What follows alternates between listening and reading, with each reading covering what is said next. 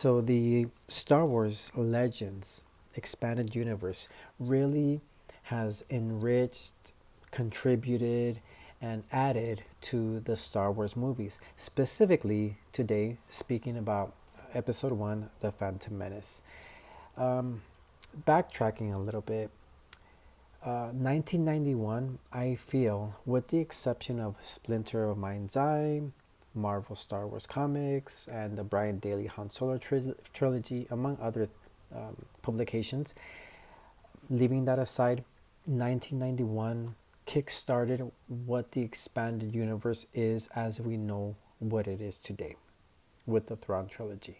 During that decade, between 1991 and 1999, with the release of The Phantom Menace, we had the Bantam era of novels, which included, as we know, Jedi Academy, The Courtship of Princess Leia, Truce of Bakura, and so many other books. The X-Wing series, Dark Horse side, provided they delved into thousands of years with Tales of the Jedi, thousands of years before A New Hope, and produced X-Wing comics, which were amazing as well.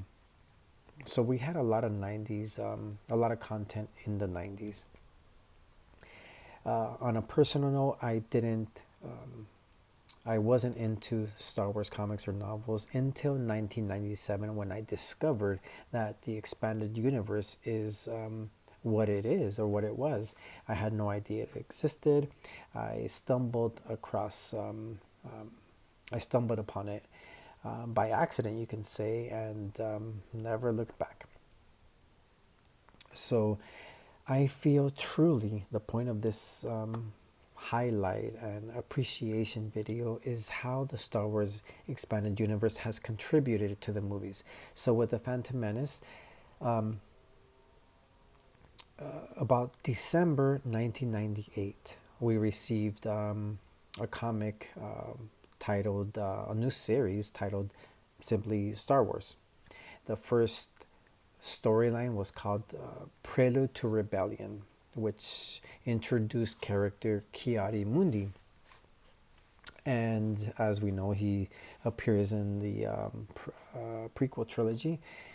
And in that comic, which came out months prior to The Phantom Menace, we had an adventure with him. We knew his backstory. So when Phantom Menace came out, we saw this character, this amazing Jedi, a new species we've never seen in the past, appear in a live action film in The Phantom Menace. So I feel that really added to that. And that was pretty much on purpose. I knew Lucasfilm, or I feel Lucasfilm knew what they were doing, that they were introducing this character in the comics a few months in advance, getting ready for episode 1. Yes, he did not have a big part, but he was part of the Jedi Council when we saw him. And I remember that feeling, thinking, wow, I remember this character from the comic books. So that's one way that I feel that the EU enriched and added to the Phantom Menace. Apart from that, we had one-shot comics that Dark Horse produced as well. The one-shot comics included comics on Anakin Skywalker, Queen Amidala, and Obi-Wan, and I think another one. I think it was Qui-Gon, but I'm not 100% sure. But the reason why I say that EU content added to the story of the Phantom Menace was because those comics took place concurrently within the events of the Phantom Menace. But while we were watching the film, we knew what was going on with these other characters, these side missions or side storylines that were happening while scenes of the movies were happening. So I definitely feel that they really, really contributed to the Phantom Menace story and movie overall. Apart from those, we had a half issue from Wizard magazine titled Phantom Menace. It was a half issue, and in 1999 there was pretty much Star Wars everywhere you can imagine. In addition to the comic books, those one-shot comic books, we had the Jedi Apprentice series, which focused on. They started in 1999 and they concluded in 2002, right before Attack of the Clones. And they focused on the relationship between young Obi-Wan Kenobi and his master Qui-Gon Jinn.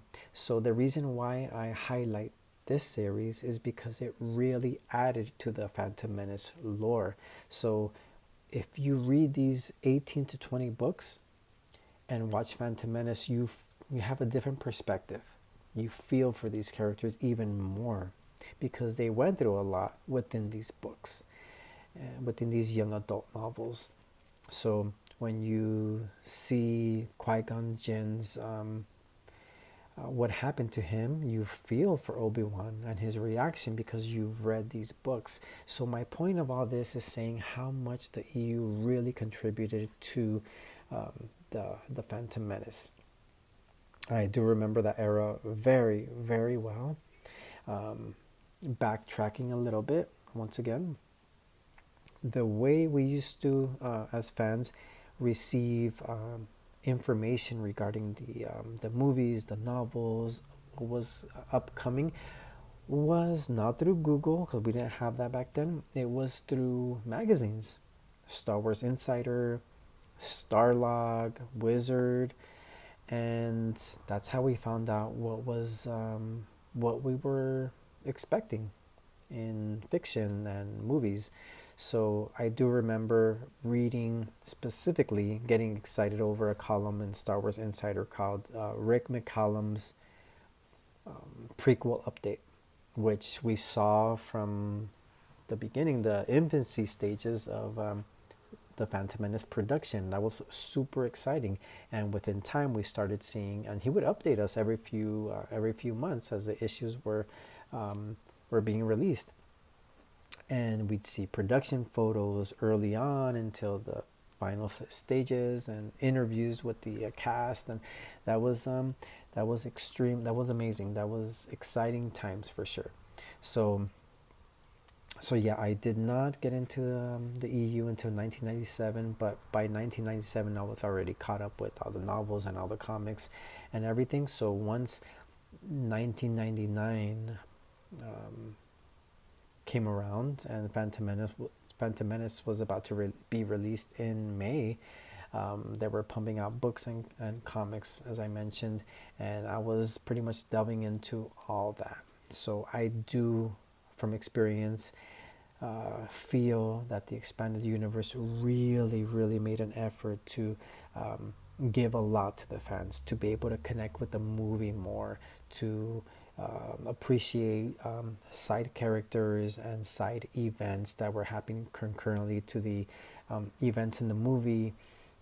Also, like I mentioned, I highlighted the Jedi Apprentice series that really did a lot for the Phantom Menace, and even even the Darth Plagueis book did a lot for the Phantom Menace as well, because you watch the Phantom Menace, and when you read that book, Darth Plagueis book, you see things completely different. I didn't read Darth Plagueis until years after it was released for some reason. Don't remember why, but I'm a big prequelist. I love the prequels. I understood, and I'm glad I understood and appreciated what George Lucas was. I appreciated his work and what he was trying to do and the story and everything. So when I read this book, that book, I think among everything, among even Jedi Apprentice, I feel that book really nails the Phantom Menace. Because while the events are happening, if you guys have read it, you know what I'm saying, you see the movie from a different perspective. Like when you watch the movie, you're like, okay, well, this character is watching all this transpiring from a distance, which is amazing. So that's a fraction of what the expanded universe, Star Wars Legends, has given us as fans while watching the Phantom Menace. So, and it's done so with other movies, even in between movies like Shadows of the Empire, which gives us insight and fills in the gaps. So I don't know. I feel the expanded universe is absolutely amazing, and I do know or feel that the six movies is pretty much a home base. The expanded universe revolves around those six George Lucas movies that, yes, it intertwines stories between and among movies, but there is a consistent chronology and storyline that is um, absolutely amazing. So I highly recommend getting into, if you haven't already, um, the comics and the novels that happen concurrently or a little before or after whichever movie you want to explore a little bit more. Like, for example, right now we're discussing Phantom Menace. We have those comics, those one-shot comics and the Jedi Apprentice series that contribute to that. So as far as 1999 goes, I do remember that there was more comics than novels. I believe the first Del Rey published Star Wars novel in that era was the novelization of the Phantom Menace.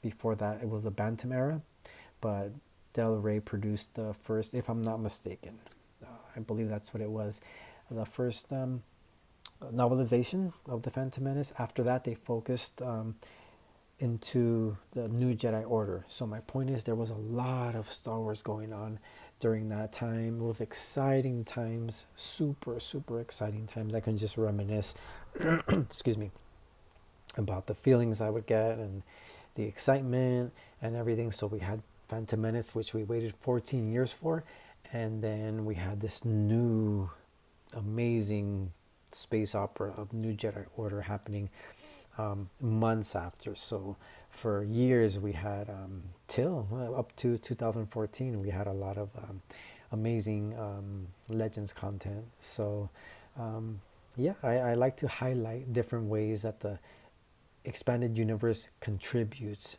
to the movies. Yes, the movies are George Lucas's first and foremost, but we have these other storylines that embrace the movies but contribute, and they connect to these movies specifically as well.